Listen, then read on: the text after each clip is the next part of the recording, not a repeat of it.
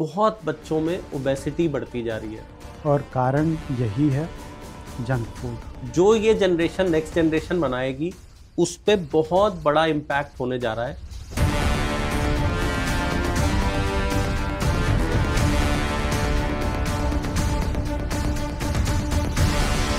आज अधिकतर फैमिली में देख रहा हूँ एक ही बच्चा होता है। लगभग 10 वर्षों पहले जो एवरेज स्पर्म काउंट था that was 60 million of an Indian male, that has reduced to 20 million. हम हनीमून पीरियड में हैं, उसके बाद फिर वो बच्चे की प्लानिंग करते हैं। 40 साल की उम्र में अधिकतर फीमेल्स को आजकल मेनोपॉज होना स्टार्ट हो जाता है। AMH लेवल उनका लो होना स्टार्ट हो जाता है।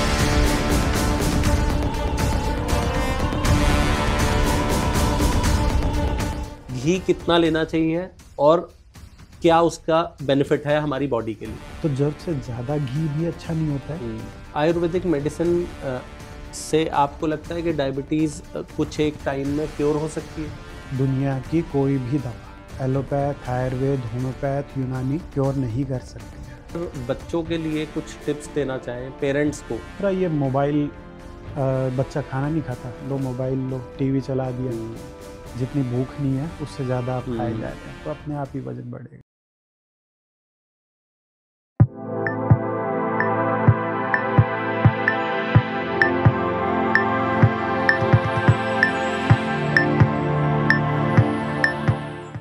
दोस्तों नमस्कार, आज आपका फिर से स्वागत है आपके अपने podcast be the change with Raj Bhatia.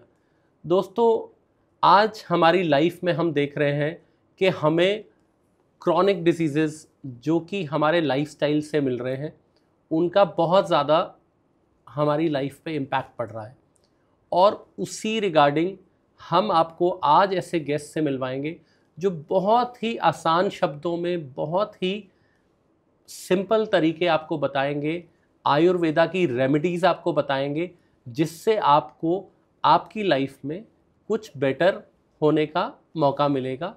बहुत से ऐसे हमारे घर में ऐसी चीज़ें हैं जो पिछली जनरेशन या उससे पहले की जनरेशन घर के रेमेडीज़ यूज़ करती थी, जो बेसिकली आयुर्वेदा से निकले हुए थे। आज हम फिर से आज हमारे देश में आयुर्वेदा की बात होने लगी है, और इसीलिए हमारा आपसे ये वादा था कि आपको हम जो भी रेलेवेंट चीज़ें होंगी वो दिखाएंगे। इसी श्रेणी में, इसी प्रोसेस में मैं आपके लिए लेके आया हूँ आज डॉक्टर रॉबिन शर्मा को। डॉक्टर रॉबिन शर्मा पिछले 20 साल से आयुर्वेदा के फील्ड में काम कर रहे हैं और बहुत ही बढ़िया फॉलोशिप है इनकी सारे सोशल मीडिया पे, और बहुत ही आसान शब्दों में सभी को, हर एज के लोगों को टिप्स देते हैं और बेटर लाइफस्टाइल जीने के लिए प्रेरित करते हैं। आइए मिलते हैं आज के हमारे change maker doctor robin Sharma से। डॉक्टर साहब आपका स्वागत है हमारे इस बी द चेंज पॉडकास्ट में। धन्यवाद राज, मुझे इनवाइट करने के लिए। डॉक्टर साहब सबसे पहले तो मैं चाहता हूं कि आप स्टार्ट करें, और स्टार्ट करते ही कुछ एक टेक अवे जो होगा आज का हमारा किस दिशा में जाने वाला है पॉडकास्ट, उसकी भूमिका आप बताइए कि आज हम आपसे क्या ले जाने वाले हैं। मैं प्रयास करूंगा बहुत सारी ऐसी बातें जो मैं सामान्य तौर पर अपने वीडियोस के माध्यम से अपनी पब्लिक तक, अपने व्यूअर्स तक नहीं पहुंचा पाता। दरअसल आयुर्वेद का जो प्रयोजन है, प्रयोजन मतलब उद्देश्य, वहाँ 2 उद्देश्य हैं। पहला उद्देश्य है स्वस्थस्य स्वास्थ्य रक्षणम आतुरस्य विकार प्रशमनं च, दूसरा उद्देश्य है आतुरस्य विकार प्रशमनं च। तो पहला उद्देश्य ये है कि जो स्वस्थ व्यक्ति है उसको स्वस्थ बनाए रखना, और दूसरा उद्देश्य है कि जो बीमार है उसको ठीक करना, रोगी को ठीक करना। जी। तो स्वस्थ को स्वस्थ बनाए रखने के लिए ज़्यादा ज़रूरी क्या है? वहाँ पर तो दवाइयाँ यूज़ होंगी नहीं, वहाँ पर आपको किस तरीके से अपनी लाइफ को आगे बढ़ाना चाहिए, आपका दैनिक दिनचर्या कैसी होनी चाहिए, ऋतुचर्या कैसी होनी चाहिए, मौसम के अनुसार क्या आपके लिए खाना बेहतर है, जी। आपकी बीमारी या फिर आपकी जो प्रकृति है उसके आधार पर क्या खाना आपके लिए ज़्यादा बेहतर है, इन चीज़ों का आप ध्यान रखते हैं। किस मौसम में दिन में सोना चाहिए, किस मौसम में दिन में नहीं सोना चाहिए, इन बातों का अगर आपको बेसिक ज्ञान रहे तो आपको सेकंड वाली कैटेगरी जो है आतुरत से विकार प्रश्न, जो मतलब बीमार है व्यक्ति है, उसको ठीक करने वाली नौबत ही नहीं आएगी। मैं डॉक्टर साहब इसी पे आना चाह रहा था कि एक तो हो गया कि हम बीमार होते हैं, लेकिन आज जैसे वेस्टर्न ट्रेंड आया है कि सप्लीमेंट्स खाओ, लेकिन कुछ मेरे जैसे लोग हैं जो सप्लीमेंट वेस्टर्न ये गोलियां खाने की जगह सोचते हैं कि आयुर्वेद में हमें कुछ जड़ी बूटियों से, कुछ अपनी किचन में कुछ ऐसे हर्ब्स हैं हमारे इंडिया में जिनसे हमको बेटर, एंटी एजिंग भी हैं, कई सारी चीज़ें हैं। तो आप क्या मानते हैं कि जो वो सप्लीमेंट्स हैं उनसे बेटर क्या हमारे हर्ब्स काम कर सकते हैं? बिल्कुल। देखिए, सप्लीमेंट्स का मतलब क्या है, सबसे पहले ये समझने की कोशिश कीजिए। सप्लीमेंट्स एक तरह से आपके खाने से जिन चीज़ों की पूर्ति नहीं हो पा रही है जी, उन चीज़ों की पूर्ति करना, बस इतना सा उद्देश्य है इनका। तो आप उसे अपने खाने से ही पूरा कर लो। नेचुरल तौर पे जो चीज़ें हमें अपने खाने से मिल सकती है, सप्लीमेंट्स आप एक उसका आपको विकल्प दे रहा है, पर ज़्यादा बेहतर यही रहता है जितना नेचुरल तरीके से आप उसकी पूर्ति करें। अब विटामिन B12 के सप्लीमेंट लेने की जगह आप थोड़ा सा फर्मेंटेड फूड अपने डाइट में इंक्लूड कीजिए। आप स्प्राउट्स थोड़े से, फर्मेंटेड फूड्स के 3 एग्जांपल आप दें।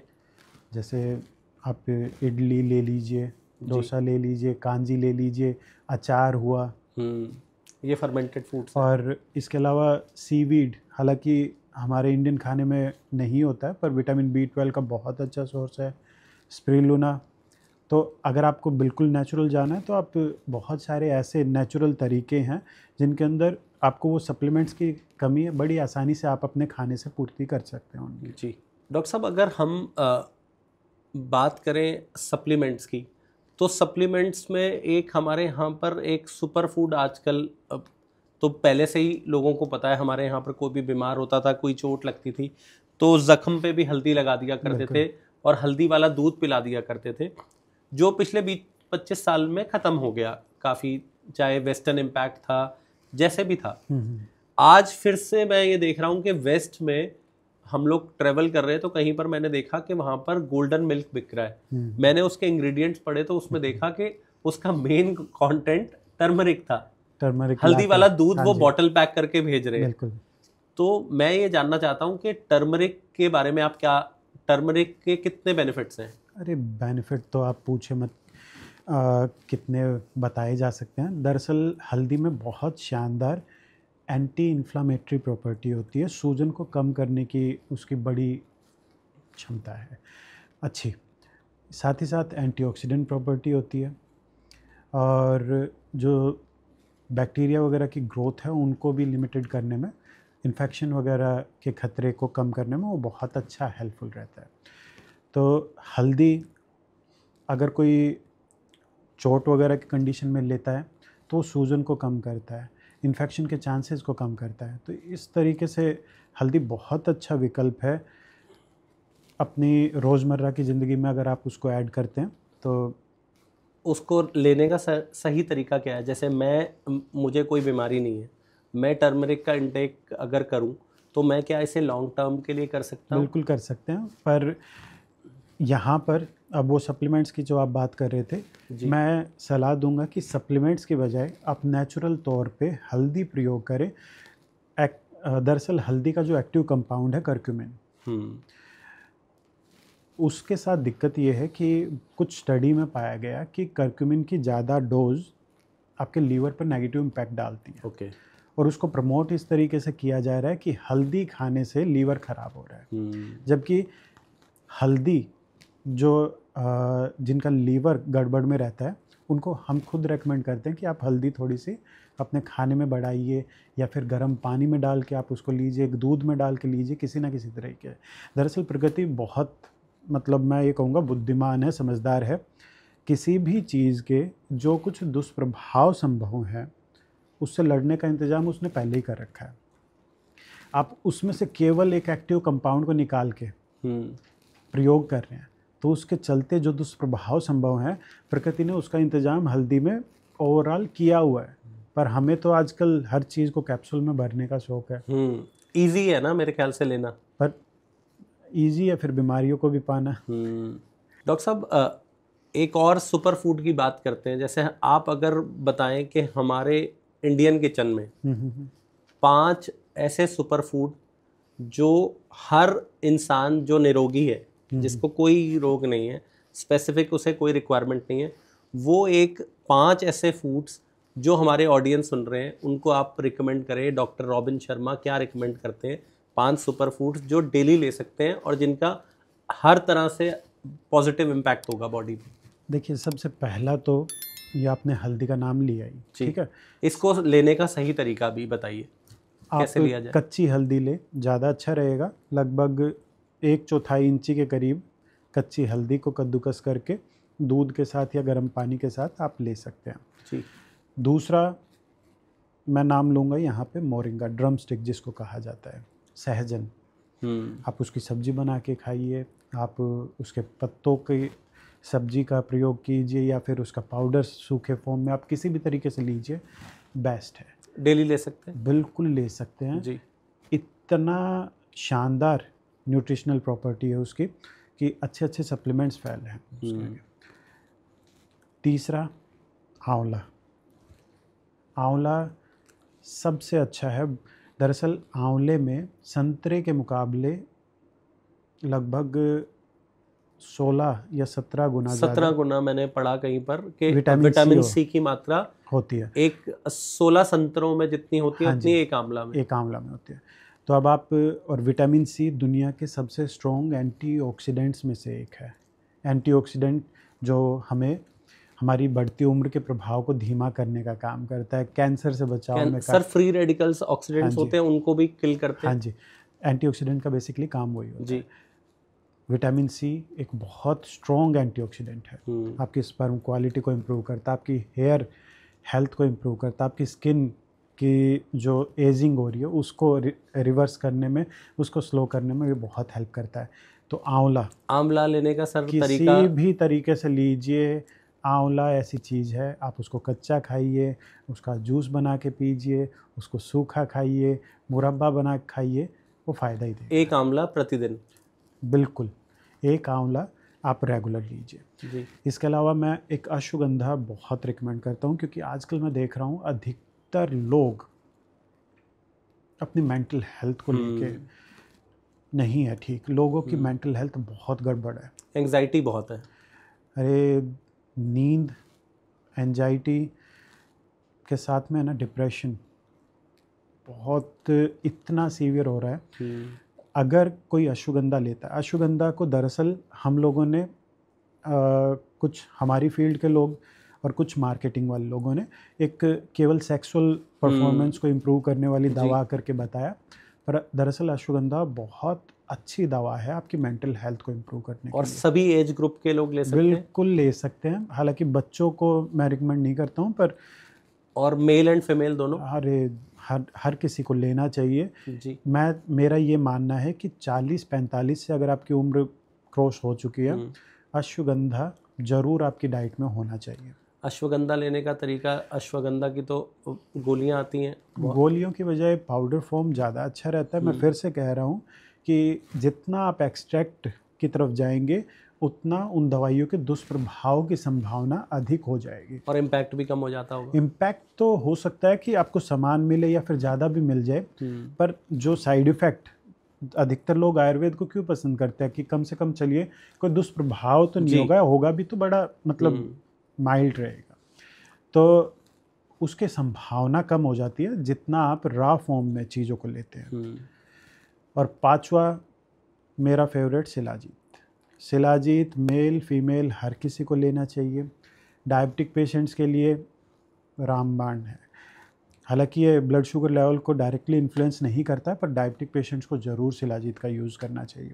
पीसीओडी पीसीओएस के पेशेंट है उनको इसका यूज़ करना चाहिए। और कोई वज़न कम करना चाहता है वो गर्म पानी के साथ इसको ले ले, कोई वज़न बढ़ाना चाहता है वो दूध के साथ इसको ले ले।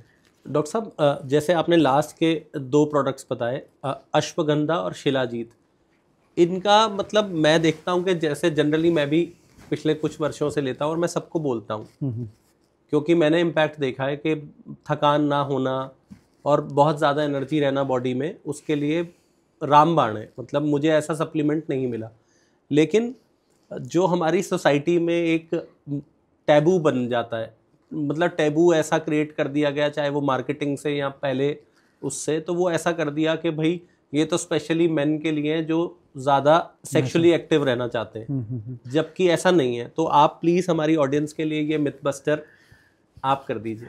दरअसल अश्वगंधा और शिलाजीत ये दोनों ही पहले हम शिलाजीत की बात कर लेते हैं। दरअसल शिलाजीत क्या है, मल्टी मिनरल है और बहुत शानदार उसमें एंटीऑक्सीडेंट प्रॉपर्टी होती है। एंटीऑक्सीडेंट का भी हमने काम जाना ही, और मल्टी मिनरल है। बहुत बार हमारा शरीर बहुत सारे हमारे फंक्शंस अच्छे से नहीं कर पाता है कुछ खास मिनरल की डेफिशिएंसी के चलते, तो वो आपको शिलाजीत से मिल जाता है। आप जो सप्लीमेंट्स मल्टीविटामिन या मल्टी मिनरल आप खरीद के लेकर आते हैं, उसके जगह आप ये नेचुरल तौर पे यूज़ कीजिए, क्योंकि जो फंक्शंस नहीं कर पा रहा था उसकी वजह से वो जो आपका रिप्रोडक्टिव सिस्टम है वो अच्छे से परफॉर्म नहीं कर रहा था, वो अच्छे से परफॉर्म करना, आपके बॉडी में जो एनर्जी लेवल लो रहता था वो अब अपने नॉर्मल लेवल पर आ गया या फिर वो हाई रहना स्टार्ट हो गया। तो वो अपने आप ही वो चीज़ हो जाती है, वो उसके एक बाई प्रोडक्ट है, ये उस चीज़ की दवा नहीं है। ये केवल आपकी वीकनेस को दूर करने की है। ख़ास तौर पे मैं तो ये कहता हूँ फीमेल्स को तो ज़रूर लेना चाहिए, मेल्स को तो लेना ही लेना है। मेल्स को तो सबको पता है कि शिलाजीत और अश्वगंधा लेना चाहिए, पर फीमेल्स के लिए ज़्यादा ज़रूरी है। मेरे पास जितनी भी फीमेल्स आती हैं, मैं अगर पेशेंट जितनी भी आती हैं 60-70% की कुछ खास कंप्लेन रहती है। उठते बैठते समय आंखों के सामने अंधेरा, हमेशा थकान रहती है, जॉइंट्स में पेन रहती है, जॉइंट्स पेन वगैरह फिर भी ना बताए, पर थकान बहुत, मतलब फीमेल्स की बहुत बड़ी कंप्लेन है कि बहुत एनर्जी लेवल हमेशा लो रहता है, कुछ काम करने का मन नहीं, बस किसी तरह हम कर रहे हैं, खींच रहे हैं चीज़ों को। तो ये वाली जो चीज़ें हैं ना, आप शिलाजीत के रेगुलर यूज़ से बड़ी आसानी से दूर कर सकते हैं। वहीं अश्वगंधा मेंटल हेल्थ की, जैसे मैंने बात की, मेंटल हेल्थ अगर किसी की अच्छी है वो फिज़िकली बहुत अच्छा उसकी हेल्थ मिलेगी। बहुत रेयर ही मिलता है, क्योंकि हमारा दिमाग और हमारा शरीर आपस में जुड़ा हुआ है, एक में गड़बड़ होगी दूसरे में होनी ही होनी है। सर मैं एक और ऑब्जर्वेशन बताता हूँ कि जैसे अगर आप शिलाजीत रात को लेते हैं सोने से पहले, तो स्लीप क्वालिटी पे बहुत इम्पैक्ट है। हाँ जी, स्लीप क्वालिटी बहुत ही अच्छी है। क्या ये सही चीज़ है? शिलाजीत मैं हर किसी की प्रकृति के अनुरूप बताता हूँ कि आपको किस प्रकार प्रयोग करना चाहिए। जैसे वात प्रकृति वाला है, उसके लिए बेहतर यही है कि रात को सोते समय गर्म दूध के साथ वो शिलाजीत का प्रयोग करें। कफ प्रकृति वाले को सुबह गर्म पानी के साथ प्रयोग करना चाहिए, और पित्त प्रकृति वालों को थोड़ा सा शिलाजीत का कम मात्रा में प्रयोग करना चाहिए, क्योंकि शिलाजीत की हल्की सी गर्म नेचर होती है। तो वो दूध के साथ प्रयोग कर सकते हैं और पानी के साथ भी प्रयोग कर सकते हैं, दोनों प्रकार से प्रयोग कर सकते हैं शिलाजीत का। डॉक्टर साहब अब हम आगे लेके चलते हैं। एक और आजकल बहुत ही मैं एक ऑब्जर्वेशन और देख रहा हूँ कि जैसे बच्चों को स्कूल में लेने जाते हैं, तो हमारे टाइम से अब में लगभग 25-30 साल का एक जनरेशन गैप हो गया, बहुत बच्चों में ओबेसिटी बढ़ती जा रही है, जो कि मुझे ऐसा लगता है कि हम लोग नेग्लेक्ट कर रहे हैं इस चीज़ को। आने वाली जनरेशन को, जो ये जनरेशन नेक्स्ट जनरेशन बनाएगी, उस पर बहुत बड़ा इम्पैक्ट होने जा रहा है। आप इसके बारे में आपके व्यूज़ क्या हैं? बिल्कुल, बड़ों को तो ओबेसिटी कर ही रही थी इम्पैक्ट, पर आजकल बच्चों में भी बहुत ज़्यादा देखने को मिल रहा है, और कारण यही है जंक फूड। बच्चा खाना नहीं खा रहा, ख़ास तौर पे माँ बाप की, और एक यहाँ पे है ना, हो सकता है मेरी सोच कुछ लोग थोड़ी रूढ़िवादी या इस किस्म की माने, पर जितने कम बच्चे होते जा रहे हैं जी, आज अधिकतर फैमिली में देख रहा हूँ एक ही बच्चा हो रहा है, तो उसने एक टाइम खाना नहीं खाया, कुछ जिद कर ली, तो माँ बाप की ये रहती है कि ना किसी तरीके से इसकी जिद को पूरा किया जाए जी। और बच्चों को जितना ज़्यादा आप पैम्पर करेंगे, ज़रूरत से ज़्यादा जब हो जाता है ना, वो उनके लिए हानिकारक हो जाता है। सर मुझे ऐसा लगता है कि ना माँ बाप का प्यार ही एक धीमा नासूर हाँ जी, बन जाता है, एक स्लो पॉइजन है जो बिल्कुल। बच्चों को हम आज तो हम उसे फीड कर रहे हैं, बिल्कुल। लेकिन आने वाले जीवन में इतने संघर्ष है, इतनी कठिनाइयाँ हैं, वो बच्चे शायद उसके लिए हम लोग प्रिपेयर नहीं कर पा रहे। इसी वजह से। और दूसरा ये मोबाइल, बच्चा खाना नहीं खाता, लो मोबाइल लो, टीवी चला दिया खाना खाते वक्त, ओवर फीडिंग होती है इससे। जितनी भूख नहीं है उससे ज़्यादा आप खाए जा रहे हैं, तो अपने आप ही वजन बढ़ेगा। डॉक्टर साहब, अब आप अगर बच्चों के लिए कुछ टिप्स देना चाहें पेरेंट्स को, कि 2-3 टिप्स हैं जो आज से ही चेंज किया जाए जिससे हम आने वाले समय में बच्चों के साथ प्रॉब्लम ना हो। सबसे पहली टिप्स तो यही है कि आपको थोड़ा सख्त होना पड़ेगा। आप ये सोचें कि मैं इसी तरीके से मैं चेंज ना हूँ, मेरा बच्चा चेंज हो जाए, तो ऐसा नहीं होगा जी। आपको भी थोड़ा बदलाव करना पड़ेगा। बच्चे के साथ भी आपको थोड़ा सख्त होना पड़ेगा और खुद अपनी लाइफस्टाइल में भी। बच्चा आपको देख के ही मिमिक करता है और कुछ नहीं करता है जी। आप जैसा करेंगे वो वैसा ही करेगा। मेरा बेटा जैसा मैंने अभी हाल फिलहाल में चेन पहनी, तो वो भी पीछे जिद पकड़े हुए है कि मैं भी चेन लेके आऊँगा। तो बच्चे केवल ऑब्जर्व कर रहे हैं बस। तो आप पहले खुद में सुधार लेकर आइए। आपसे तो छोड़ा नहीं जा रहा कि ना टीवी देखे बिना आप भी नहीं खाना खा पा रहे, बेड में बैठ के आप खाना खा रहे हैं, आपको पिज़्ज़ा खाना है और बच्चे को हेल्दी खिलाना है, कैसे चले? डॉक्टर रॉबिन, मैं एक और चीज़ पे आपको बहुत ही इम्पोर्टेंट आज मैं देख रहा हूँ, आज से कुछ वर्षों पहले अगर आप भी याद करें, हम लोग सेम एज के हैं, आप याद करें कि हमारे समय पे ये बहुत कम सुना जाता था इनफर्टिलिटी बिल्कुल के बारे में। बिल्कुल। और आज हम देख रहे हैं जिस भी प्रोमिनेंट मार्केट में जाएं, हर जगह IVF सेंटर, इनफर्टिलिटी क्लिनिक्स। क्या आपको ऐसा लगता है कि हम लोग एक मतलब भारत में ये चीज़ें, मुझे तो जितना हमने इतिहास पढ़ा है तो भारत में ये चीज़ें नहीं थी, और क्या कारण है कि मेल इनफर्टिलिटी और फीमेल इनफर्टिलिटी बहुत बढ़ती जा रही है? राज,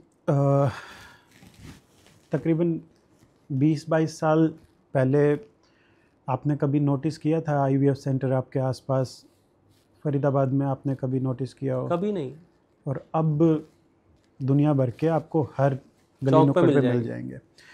दरअसल इतना बड़ा मार्केट बन चुका है और इसको प्रमोट, मतलब एक किस तरीके से बताया जाए कि इसको प्रमोट भी किया जा रहा है।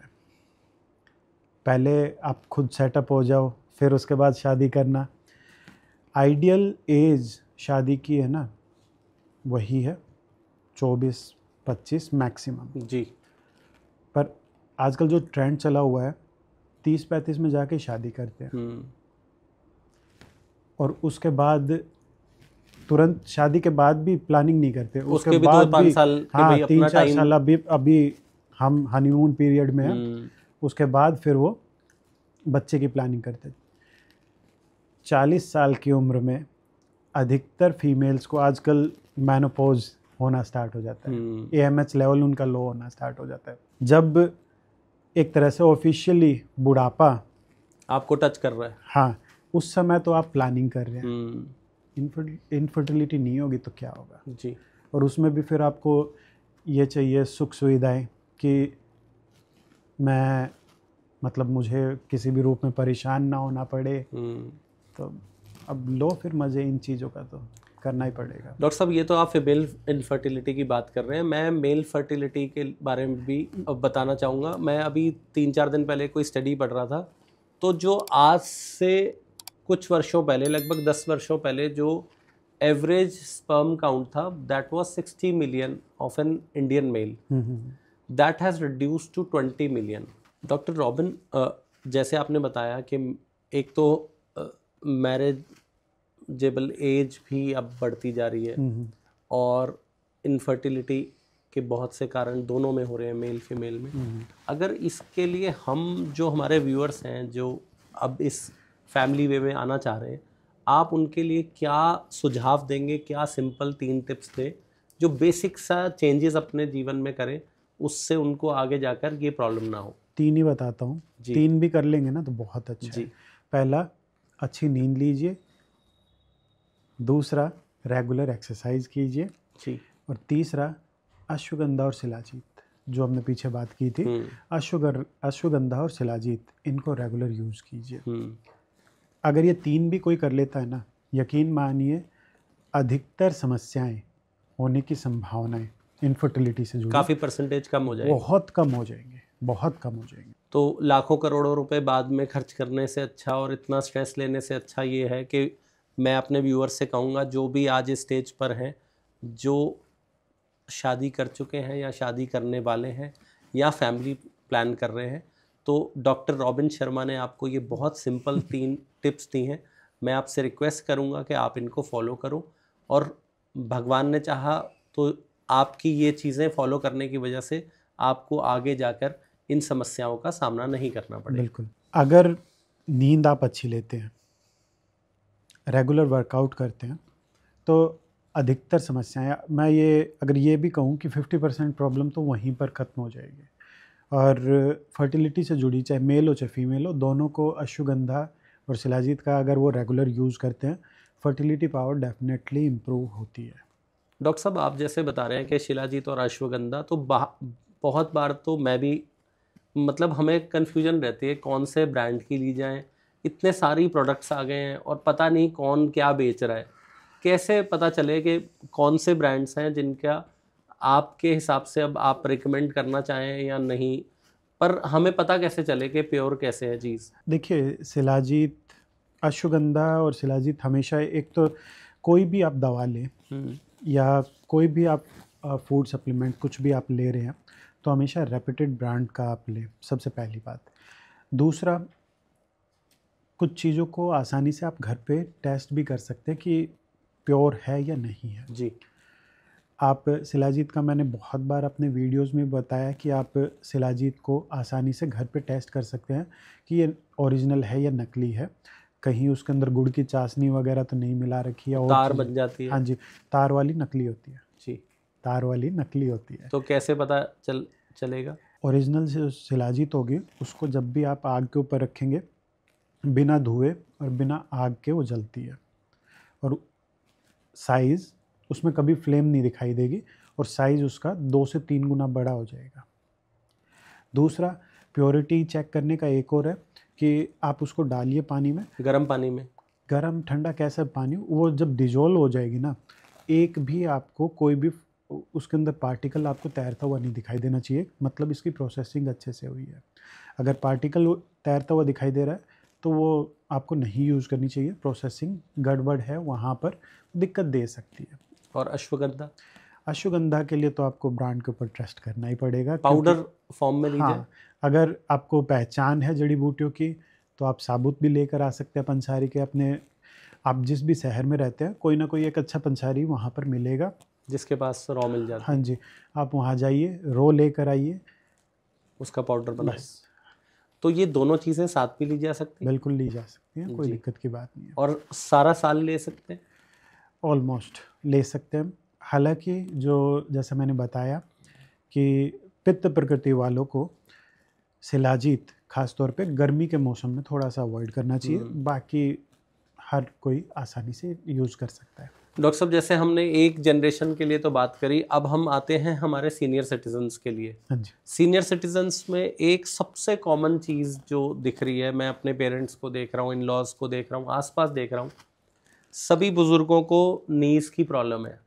और आज जैसे आपने बताया, एलोपैथी में तो जैसे जाए तो सीधा डॉक्टर देखता है और बोलता है जी सर्जरी करा लीजिए। तो नी रिप्लेसमेंट तक अगर ना जाए, जो 50s में है, 60s में है, वहाँ तक नहीं जाना चाहते, उनको क्या आयुर्वेद में कौन से ऐसे प्रोडक्ट्स हैं जिनको यूज़ करके, कौन से ऐसे प्रोसेस है जिससे इसको अवॉइड किया जा सकता है? देखिए, अब ये डिपेंड करता है कि आप किस स्टेज में आयुर्वेदिक डॉक्टर को अप्रोच करते हैं।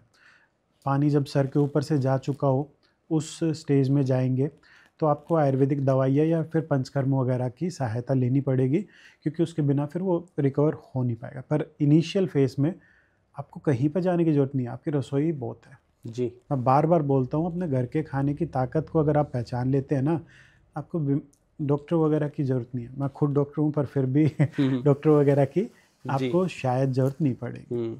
मेथी दाना हर किसी के घर में होता है। कोरिएंडर सीड, नहीं, जिसे फेनुग्रीक। हाँ जी, रात को पानी के अंदर भिगो दीजिए, सुबह खा लिया कीजिए, वो पानी भी ले लीजिए और वो चबा के खा लें। जोड़ों से जुड़ी या किसी भी जॉइंट्स में अगर पेन हो, बिल्कुल उससे बहुत अच्छा रिजल्ट मिलता है। अगर आपको थोड़ी बहुत पत्तों वगैरह की पहचान है, हर श्रृंगार का पेड़ आपके घर के आसपास मिल जाएगा। रात की रानी जैसे फूल आते हैं, उसके ऊपर 1-2 पत्ते उसके अच्छे से धो के उसकी चटनी जैसी बना के उसको निगल लिया करें। जॉइंट्स पेन में बहुत अच्छा काम करता है। इसके अलावा आप अपने खाने में ऐसी चीज़ें अवॉइड करें जो बहुत ज़्यादा रूखी रहे, ठंडी रहे, खट्टी रहे, इस तरह की चीज़ें अवॉइड करें। थोड़ा गर्म खाना खाने की कोशिश कीजिए, घी अपनी डाइट में इंक्लूड कीजिए। ज़्यादा मुश्किल काम नहीं है। मैं अभी इसी पे आने वाला था, आप आगे। घी का सर हम बात करते हैं, आज से वही बात हो जाती है कि हमें 20-30 साल हमारे ऐसे निकल गए कि हमें सब वेस्टर्न इन्फ्लुएंस हो गया। डॉक्टर्स ने हमें बताया, हॉस्पिटल्स बड़े बड़े शहरों में आए और सबको ये बोला कि घी नहीं खाना। और अब पिछले 2-3 साल से देख रहा हूँ, जब से वेस्टर्न वालों ने गाना गाना शुरू कर दिया, बुलेट कॉफ़ी कोई बना रहा है कि भाई ब्लैक कॉफ़ी में घी डाल के, इतना बढ़िया वो है। और घी बनाने वाला ही भारत है, हमारे देश में ही घी बना। और जब हम अपने देश में बात होती है तब तक हम उसको महत्व नहीं देते। जब कोई बाहर का गाना गाने लगता है, स्पेशली वेस्टर्न कंट्रीज, तो आज मैं देख रहा हूँ कि बहुत ज़्यादा, आप भी अपने पेशेंट्स को देख रहे होंगे, सोशल मीडिया पे भी घी का सेवन करने के लिए बहुत लोग बोल रहे हैं। घी कितना लेना चाहिए और क्या उसका बेनिफिट है हमारी बॉडी के लिए? घी आपको उतना ही लेना चाहिए जितना आप आसानी से डाइजेस्ट कर पाए। आपने कभी देखा है हवन वगैरह में अगर ज़्यादा घी डाल दे तो आग थोड़ी कम होना, तो ज़रूरत से ज़्यादा घी भी अच्छा नहीं होता है और ज़रूरत से कम भी अच्छा नहीं होता है। लगभग एक ऐसे जैसे 1 चम्मच कम से कम होनी चाहिए, वरना 2 से 4 चम्मच तक आप आराम से ले सकते हैं। आप दाल में, सब्जी में ऊपर से डाल के खाइए, कोई दिक्कत की बात नहीं है। पर आप उसके अंदर समोसे फ्राई कर रहे हैं, वो ठीक नहीं है जी, वो ठीक नहीं है। उस तरीके से घी का यूज़ ना करें, आप खाने में ऊपर से डाल के खाइए, अच्छा है। इस स्टेटमेंट को आप क्या 1 में से 100 नंबर में क्या देंगे कि ghee is a natural superfood? घी, मैं इसको है ना, अगर कितने 100 % ना एग्री दूं, करेंगे? 100 ना दूं तो 98-99 नंबर तो ज़रूर दूंगा। जी, घी बहुत ज़रूरी है आपके लिए। आपके बॉडी को अच्छे से लुब्रिकेट करके रखता है, आपकी बॉडी को ताकत देता है। आपने कभी गौर किया कि मान लीजिए जो रूखे या सूखे पेड़ होते हैं, वो आसानी से आंधी तूफान में बड़े आसानी से टूट जाते हैं। जी, जो लचीले नहीं होते, लचीले होते हैं वो टिक जाते हैं। इसी तरीके से अगर आप घी नहीं लेते हो ना, रुक्षता आपके शरीर में बढ़ती है और उसका प्रभाव आपको जल्दी दिखाई दे जाएगा 1-2 साल में। जो लोग बिल्कुल घी बंद करके बैठे हैं ना, उनसे पूछ लो, वो खुद बता देंगे कि वाकई घी की ज़रूरत है। मैं नॉनवेज के लिए आमतौर पे मना करता हूँ, मैं दूध से बने प्रोडक्ट के लिए आमतौर पे मना करता हूँ, पर इन चीज़ों में मैं ज़रूर घी के लिए रिकमेंडेशन देता हूँ कि आप घी ज़रूर लीजिए। छाछ मैं ज़रूर रिकमेंडेशन देता हूँ, हालांकि कुछ पर्टिकुलर कंडीशन में छाछ वगैरह के लिए मना करता हूँ। नॉनवेज, मैंने अभी आपको कहा कि नॉनवेज नहीं खाना चाहिए, पर मैं फ़िश ऑयल जो एक्चुअली सी फूड जो होते हैं, सी फूड, आप वो लीजिए, बहुत अच्छे हैं, उनका रिजल्ट रहता है। आपकी हार्ट हेल्थ के लिए भी अच्छे हैं, आपकी स्किन, आपकी हेयर हेल्थ के लिए भी अच्छा है, और भी बहुत सारे उनके बेनिफिट हैं। डॉक्टर साहब, अभी तक आपने बहुत ही आसान शब्दों में हमें बताया, हमारे व्यूअर्स को बताया। अब मैं चाहता हूँ कि मैं आपसे कुछ जो प्रोडक्ट्स हैं जिनको मैं जानता हूँ, मैं यूज़ करता हूँ, उनके बेनिफिट्स जो नेचुरल चीज़ें हैं ओवर जो हम केमिकल से बनी चीज़ें, जैसे बेवरेजेस में कोल्ड ड्रिंक्स बच्चे पीते हैं तो हम लोग प्रेफर करते हैं कि कोकोनट वाटर पी लिया जाए। कोकोनट वाटर के बारे में जानना चाहूँगा, आप वन लाइनर इन सब चीज़ों का बताइए, कोकोनट वाटर के बेनिफिट्स। हाइड्रेट करने के लिए बेस्ट। ठीक है। आंवला। सुपर फूड, एंटीऑक्सीडेंट से भरपूर और बहुत सारे स्किन और हेयर के लिए बेनिफिशियल। और लहसुन। लहसुन, लहसुन अमृत का दूसरा नाम है, परंतु जैसे माइथोलॉजिकल जो स्टोरीज़ हैं वहाँ भी ये कहा गया है कि जब अमृत की कुछ बूंदें धरती पे पड़ी जो असुर के मुंह से निकल के जब राहु और केतु गए थे अमृत पान करने के लिए, तो उनके मुंह से जो कुछ बूंदें टपकी वो लहसुन और प्याज के रूप में निकली। अच्छा। है वो अमृत, परंतु उनका प्रयोग आप किस तरीके से करते हैं उस हिसाब से। एलोवेरा। एलोवेरा अच्छा है आपकी स्किन हेल्थ के लिए, पर हर किसी के लिए नहीं है एलोवेरा। ठीक है डॉक्टर साहब, अब मैं आपसे जानना चाहूँगा कि हम आजकल जो बहुत ट्रेंडिंग टॉपिक्स है ना, वो हेयर ट्रांसप्लांट भी बहुत चल रहा है, हेयर फॉल भी बहुत हो रहा है। हेयर के लिए आयुर्वेदा में क्या अवेलेबल है?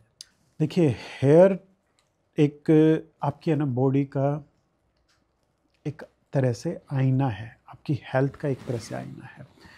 आपके बाल आपके स्वास्थ्य के बारे में बताते हैं, आप कितने हेल्दी हैं।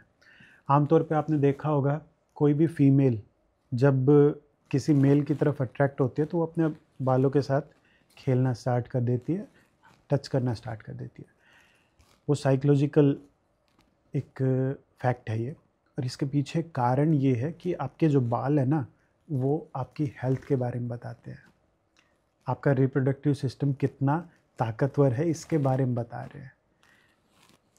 ये चीज़ें हम कर रहे हैं अनमोल, मतलब हमारी इच्छा के मतलब इच्छा से नहीं कर रहे हैं, पर ये चीज़ें दिखाती हैं कि आपके बाल, तो आपका खाना जितना अच्छा रहेगा, आपकी बॉडी में न्यूट्रिशन जितना अच्छा रहेगा, आपकी मेंटल हेल्थ जितनी अच्छी रहेगी, आपके बाल उतने अच्छे रहने वाले हैं। तो उसके लिए आप कोई आयुर्वेदा में कोई ऐसी मेडिसिन, कोई ऐसा जिससे हेयर और स्किन बहुत अच्छी रहे? मैं बार बार एक ही चीज़ कहता हूँ यहाँ पे, तिल, नारियल, आंवला, फ्लैक्सीड, मेथी दाना और मिश्री, इन सभी चीज़ों का पाउडर बना के रख लो जी। एक एक चम्मच दिन में 2 से 3 बार गर्म पानी में डाल के इसको प्रयोग कर लो।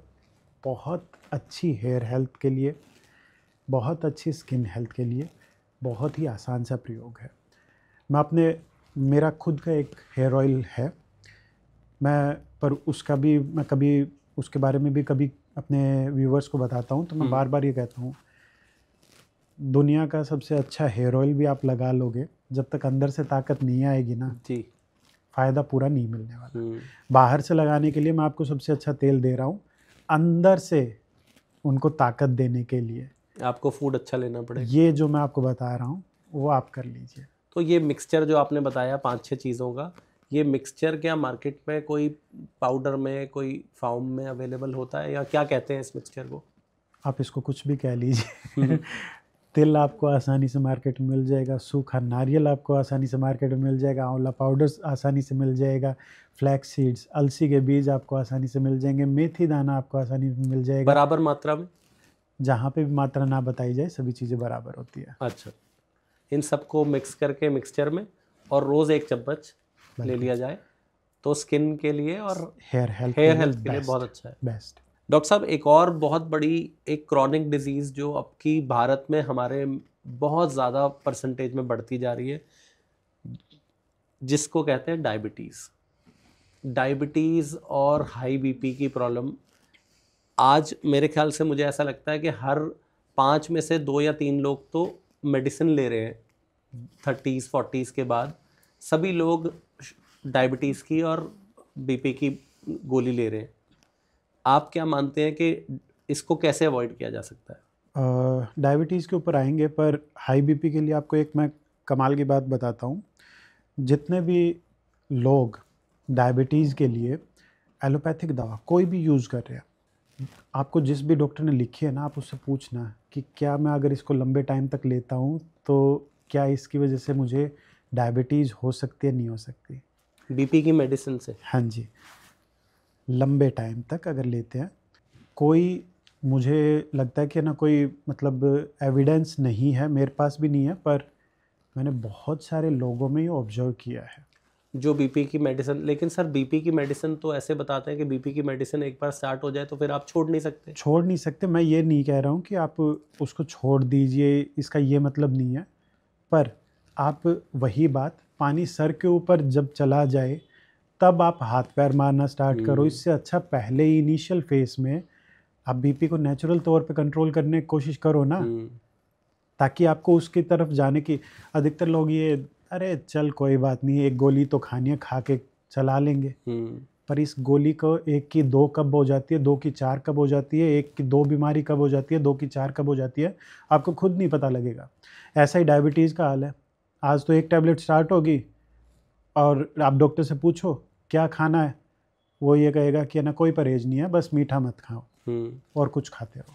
जितने भी डायबिटिक पेशेंट बिना परहेज के, मीठे को छोड़ के बिना परहेज के डायबिटीज़ की आज एक गोली लेना स्टार्ट कर रहे हैं ना, गिन के 5 सालों बाद मुझे बता देना, एक की 4 या 10 गोलियां ना हो जाए तो बता देना मुझे।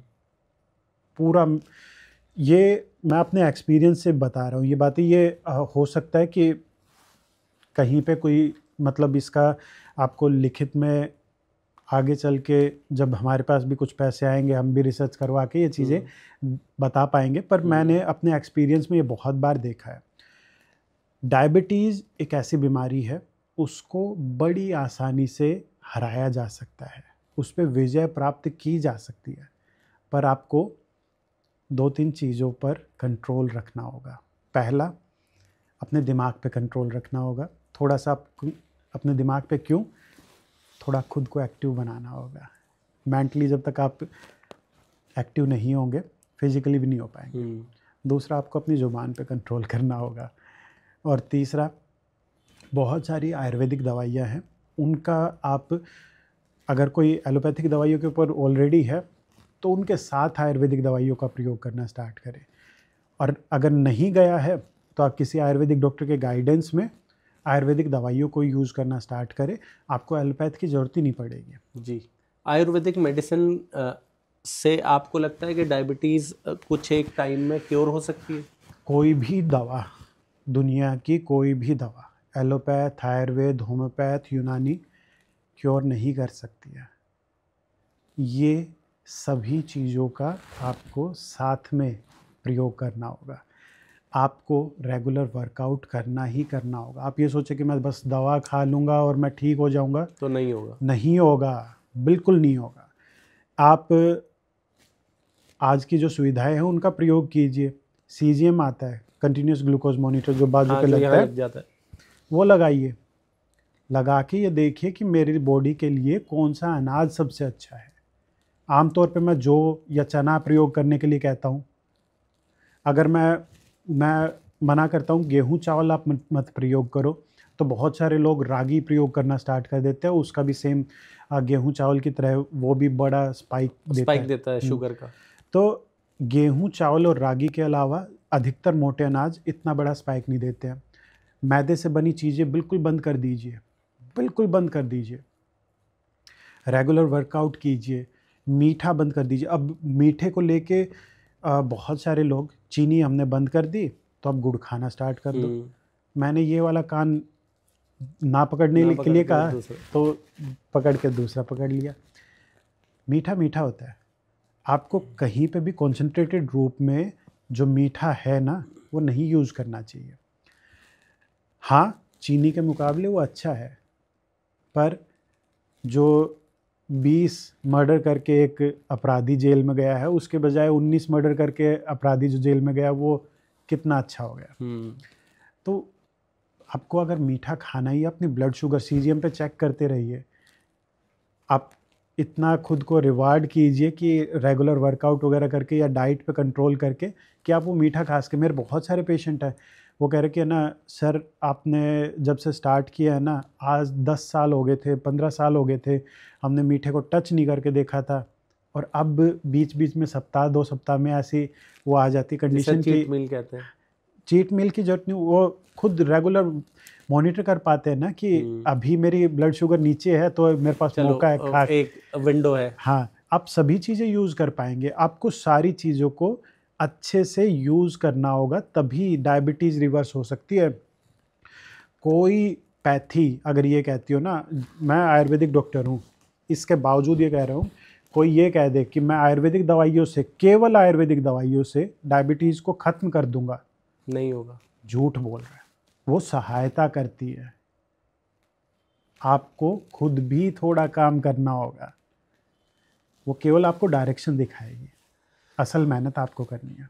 डॉक्टर रॉबिन शर्मा, अभी हमने जितनी भी पॉडकास्ट में बात करी, मुझे लगता है कि मेजरली हमने जो ज़्यादातर हमारे देश में एक प्रॉब्लम्स है हर एज की, हमने बच्चों पे बात कर ली, जो मिडिल एज के उनकी बात कर ली, डायबिटीज़ पे बात कर ली, सीनियर सिटीजन्स पे बात कर ली। अब मैं चाहता हूँ कि आप कुछ मुझे विरुद्ध आहार, जिसे हम कहते हैं कि इन फूड्स का कॉम्बिनेशन नहीं होना चाहिए, जो कि आज बहुत ज़्यादा हो रहा है, जिसे जंक फूड में आप कह सकते हैं, या वैसे भी हम जाने अनजाने आज घर में न्यूक्लियर फैमिलीज़ में लोग रह रहे हैं।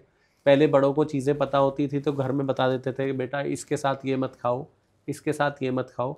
तो 5 मैं आपसे ये जानना चाहूँगा कि 5 विरुद्ध आहार जो जनरल आपको दिखता हो कि लोग लेते हैं, और हमारे ऑडियंस को आप बताएं जो नहीं लेने चाहिए साथ में।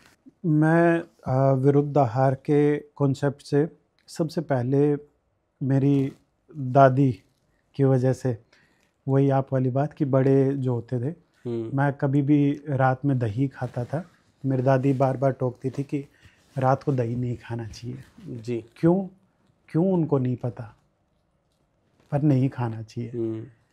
वो अपने एक्सपीरियंस बताती थी कि दर्द हो जाता है, ये हो जाता है, कुछ भी, तो दही रात को सेवन नहीं खाना चाहिए। और दही, मैं ये कहता हूँ कि आपको दही नहीं है सही, मैं बार बार बोलता हूँ एक बात, दही सप्ताह में 2 से 3 बार मैक्सिमम, डेली खाने वाली चीज़ नहीं है जी। दही और स्प्राउट्स, फ्लैक्स सीड्स, ये कुछ एक चीज़ें, मैंने अभी फ्लैक्स सीड्स का एक फार्मूला बताया, इसको भी रेगुलर यूज़ नहीं करना चाहिए। बहुत सारे लोग नीम, ये कुछ 4-5 चीज़ें ये रेगुलर यूज़ नहीं करनी चाहिए। इनको प्रयोग करते समय थोड़ा ब्रेक देना चाहिए आपको बीच में। अगर इनको रेगुलर यूज़ करते हैं ये प्रॉब्लम करते हैं जी। दही का हुआ। इसी तरह कोई भी खट्टे फ्रूट्स वगैरह, आजकल सेक, आप कहीं पर भी जाओ हेल्दी खाने के नाम पे कोई भी फ्रूट लिया, उसको दूध में डाला, हाँ, स्मूदी बना देते हैं आजकल। और जबकि सिट्रस फ्रूट की तो मुझे लगता है कि मिल्क के साथ कॉम्बिनेशन, बेरीज वगैरह की आजकल मैं देख रहा हूँ कि बहुत ज़्यादा बन रही है, तो नहीं। इसके अलावा एक और ट्रेंड चला हुआ है, बहुत सारी चीज़ें, ख़ास तौर पे पिछले साल बड़े ट्रेंड में थी, सत्तू को बहुत सारे लोग दूध के साथ यूज़ कर रहे थे जी। ये भी विरुद्ध आहार की श्रेणी में आता है। गुड़ दूध के साथ, ये विरुद्ध आहार की श्रेणी में आता है। बेल फल दूध के साथ, लेकिन उसका तो जूस पिकता है, वो भी विरुद्ध आहार की श्रेणी में आता है। और विरुद्ध आहार केवल 2 चीज़ों के कॉम्बिनेशन से नहीं होता, वो काल विरुद्ध भी और हो सकता है, संयोग विरुद्ध भी हो सकता है। जैसे घी और शहद को लेके लोगों के मन में है कि ये तो जहर बन जाते हैं, घी और शहद कभी साथ में नहीं खाने चाहिए, पर ये मात्रा विरुद्ध आहार है। मात्रा विरुद्ध मतलब अगर इक्वल क्वांटिटी में दोनों चीज़ें साथ में रेगुलर लंबे समय तक प्रयोग की जाए तो वो प्रॉब्लम करती है। वो आप अनइक्वल क्वांटिटी में या किसी तीसरी चीज़ के साथ मिला के कॉम्बिनेशन बना के ले जैसे सकते हैं, काली मिर्च के साथ बताया ले सकते हैं। तो ये बड़ा मतलब एक वास्ट वो है। और सर एक और चीज़ है, बहुत ज़्यादा जनरल नॉन वेजिटेरियन घरों में होता है कि फ़िश खाते हैं या नॉन वेज खाते हैं, उसके साथ या बाद में मिल्क नहीं पीना चाहिए। ये आपको लगता है कि मिथ्या है या? ये सच है, और जो लोग नहीं मानते हैं वो खाते रहे, हमारे जैसे डॉक्टर का भी घर चलना चाहिए आके। दोस्तों, ये थे हमारे साथ डॉक्टर रॉबिन शर्मा।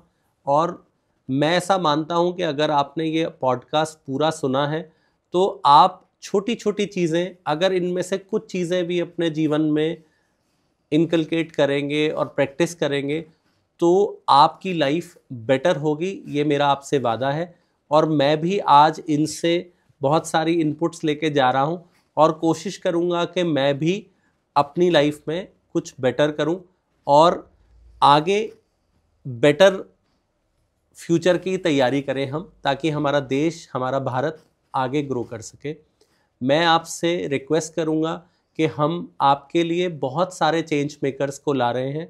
और अभी तक आपने देखा होगा हमारी जर्नी में हमने हर गेस्ट से आपके लिए बेस्ट चीज़ें, बेस्ट प्रैक्टिसेस के बारे में पूछा। अगर आपको मेरी ये प्रोसेस, मेरी ये मेहनत अगर आपको अच्छी लगती है तो मैं आपसे रिक्वेस्ट करूँगा कि आप इसको ज़्यादा से ज़्यादा सुनिए और अगर अच्छा लगे तो आप इसको फॉरवर्ड करिए। आपके इस फॉरवर्ड से, आपके सब्सक्राइब से हमारी टीम को एक नई शक्ति मिलेगी, नई ताकत मिलेगी और हम आगे आपसे प्रॉमिस करते हैं कि हम हर टॉपिक पे, हर फील्ड में जितने अच्छे एक्सपर्ट्स मिलेंगे, जितने चेंज मेकर्स मिलेंगे जिनसे आप प्रेरणा ले सकते हैं, जिनसे आप इंस्पिरेशन लेंगे और आपकी लाइफ बेटर होगी, मैं उनको लाने की कोशिश करूँगा। आज का पॉडकास्ट सुनने के लिए आप सभी का बहुत बहुत धन्यवाद। और बहुत बहुत धन्यवाद डॉक्टर रॉबिन शर्मा, आपने अपना समय हमारे लिए निकाला। मैं आपका बहुत आभारी हूँ। धन्यवाद राज, धन्यवाद मुझे आमंत्रण देने के लिए। जी।